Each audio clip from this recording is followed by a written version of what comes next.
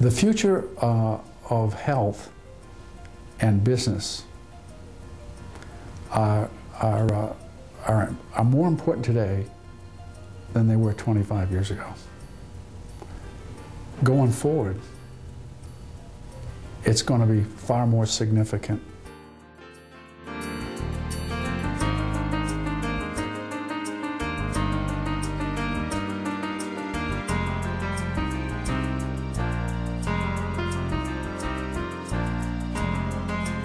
If you ask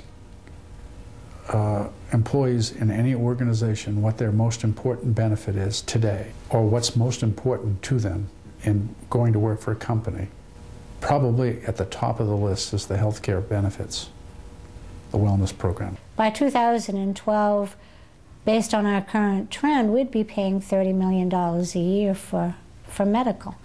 And that simply was not sustainable. We couldn't do it.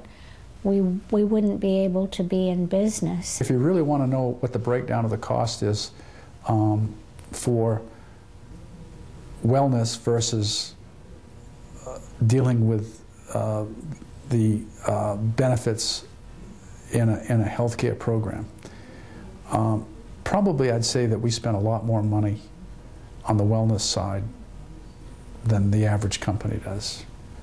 And we call that the preventative side. And it's easy for us because we own a lot of construction equipment. We have over $100 million worth of construction equipment, a lot of cranes, a lot of equipment. And if you're going to have a huge asset, like a crane or major piece of equipment that could cost up to $1 million, let's say, you want to maximize the return on that investment. And one of the best ways to do it is the longevity of its usefulness. And the best way to do that is to maintain it. It's called preventive maintenance. All right? People are no different.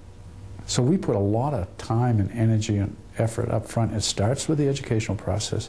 It starts with the routine communications with the wellness providers, and then all of the testing and the follow-up that goes along with it, that identifies or helps us to identify health risk and challenges and issues early on. The results are you spend a little money up front and you get a whole lot of benefits on the tail end of it. I would first advise business leaders who want to start a wellness program to think what it is they want to get out of the program. Cianbro's outcomes, for example, we decided early on that what we wanted was a program that would change at-risk health behavior, improve people's quality of life, have an economic return, and have high participation rates so that we could see that economic return and change in insurance costs. And I think that we've been successful at that. But in order to do that, it's required a tremendous commitment from management, senior management, all the way through this program, and a very great dedication to the whole process of wellness. If you don't want to be that intense, there are other levels. The problem is you don't see much economic impact and much behavior change. This issue of wellness and well-being, personal well-being, doing that is much less expensive than dealing with the unhealthy side of the equation, and that is dealing with these major catastrophic illnesses that can cost hundreds of thousands of dollars. The entry cost of maintaining a program and doing it right and getting people doing the right things early on is a fraction of the ultimate costs that you end up paying when people are unhealthy.